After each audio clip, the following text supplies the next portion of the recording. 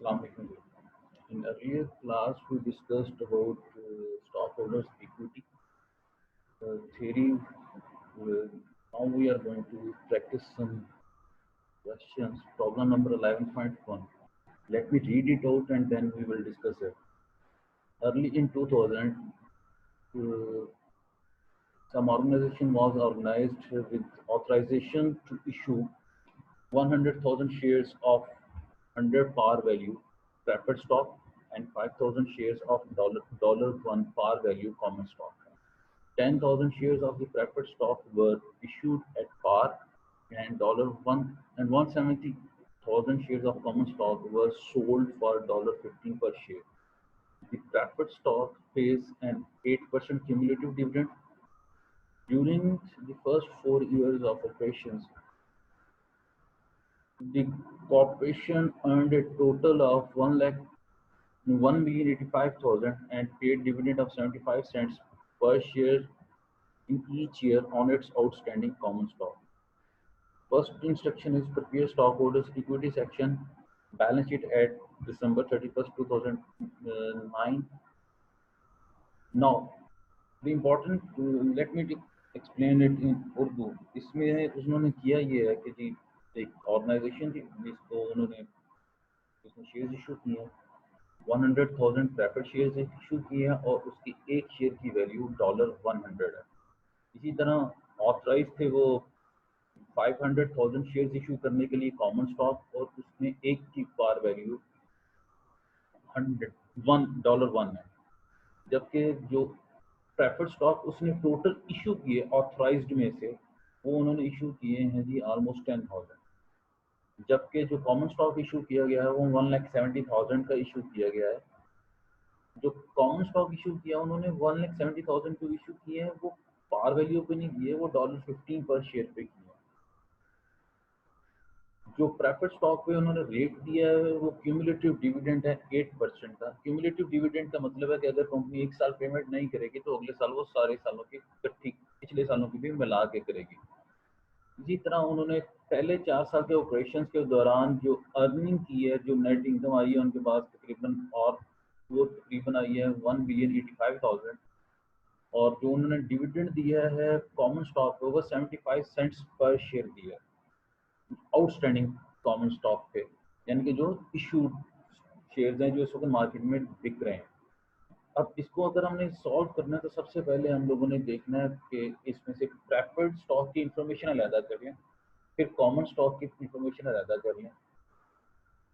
उसके बाद देखें क्या हमने कोई एडिशनल पेड इन कैपिटल था प्रेफर्ड में या कॉमन में।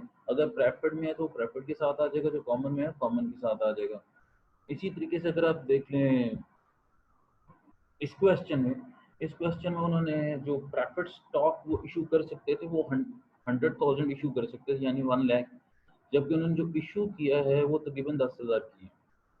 जबकि कॉमन स्टॉक में वो 1,70,000 उन्होंने इशू किए हैं। टोटल वो जो इशू कर सकते थे वो 5 लाख इशू कर सकते थे।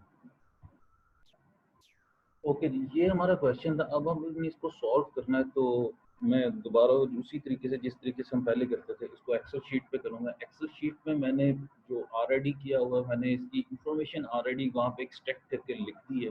आई will just type numbers there. For example, for first of all मैंने बात की थी कि हम प्रेफर्ड स्टॉक लिखेंगे। तो जब प्रेफर्ड स्टॉक लिखेंगे, क्योंकि आपको पता है as a company can issue multiple types of preferred stock, और उसमें जो सबसे पहले प्रेफर्ड स्टॉक आ जाता है और यहाँ पे एक ही है अवेलेबल है।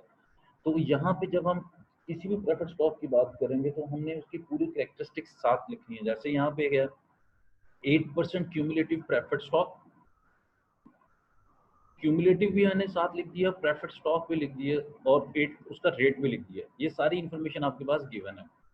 8% cumulative preferred stock, par value उसकी 100 थी, मैंने 100 लिख दी। ऑथराइज थे वो 1 लाख इशू करने के ऑथराइज थे, जबकि जो उन्होंने इशू किए वो कितने इशू किए, सिर्फ 10,000 इशू किए। अब यहाँ पे मैंने इसकी वैल्यू लिखनी है। अगर मैं यहाँ पे देखूँ तो 10,000 शेयर्स जो उसने इशू किए, तो 10,000 शेयर्स उसने जो इशू किए उसमें से एक शेयर की जो वैल्यू थी वो 100 थी। तो इसका मतलब क्या है, जो टोटल मैंने शेयर्स इशू कर दिए वो मैंने इशू कर दिए 1 मिलियन के। 10,000 shares multiplied by 100. After that, I issued $1,70,000 common stock. उसी तरीके से जैसे मैंने प्रेफर्ड स्टॉक का लिखा, इसी तरीके से मैं कॉमन स्टॉक में भी क्या कर रहा हूँ, पूरी उसकी कैरेक्टरिस्टिक्स लिख रहा हूँ। कॉमन स्टॉक $1 पार वैल्यू, जो उसकी पार वैल्यू वो लिख दी। ऑथराइज थे 5 लाख और जो इशू किए हैं वो 1,70,000 है। तो 1,70,000 इशू किए हैं, तो इसका मतलब एक की कीमत एक थी, तो टोटल मेरे पास बन के 1,70,000। वो एज इट इज मेरे पास 1,70,000 आ गए। अब हमारे पास आ जाता है एडिशनल पेड इन कैपिटल। अब ये एडिशनल पेड इन कैपिटल वो है अमाउंट है जो कॉमन स्टॉक होल्डर ने पे की कंपनी को other than par value. Par value थी उसकी 1, जबकि उसने जो पेमेंट की है वो 15 की है। $1 को हम ऑलरेडी रिकॉर्ड कर चुके हैं। यहाँ पे जो हमने अमाउंट रिकॉर्ड करनी है वो $14 करनी है, यानी कि 15 माइनस 1 इज इक्वल टू 14, यानी कि ₹14 जो डॉलर जो उन्होंने कंपनी ने एक्स्ट्रा चार्ज किए वो यहाँ पे होंगे। तो हम लोग क्या करेंगे, 1,70,000 मल्टीप्लाई बाई 14, तो ये हमारे पास आ गया total paid in capital. Total paid in capital मेरे पास आ गया 3.55 मिलियन। यानी कि मैंने क्या किया फिर, प्रेफर्ड कैपिटल को, ये preferred capital plus common capital plus additional paid in capital, इन तीनों को ऐड किया तो मेरे पास आ गया 3.55 मिलियन, 35,50,000। ये मेरा टोटल पेड इन कैपिटल है जो इस कंपनी को अवेलेबल है। अब जो हमने फॉर्मेट देखा था, उस फॉर्मेट में जो नेक्स्ट कैलकुलेशन थी वो रिटेन्ड अर्निंग की थी। रिटेन्ड अर्निंग हमें पता है क्या होती है। रिटेन्ड अर्निंग क्या है, इनकम का वो पोर्शन जो कंपनी अपने पास रख लेती है आफ्टर डिस्ट्रीब्यूटिंग डिविडेंड। तो सबसे पहले इसका मतलब है हमारे लिए जो इम्पोर्टेंट अमाउंट है यहाँ पे वो है नेट इनकम, जो हमने इस सारे अरसे में कैलकुलेट अर्न की है।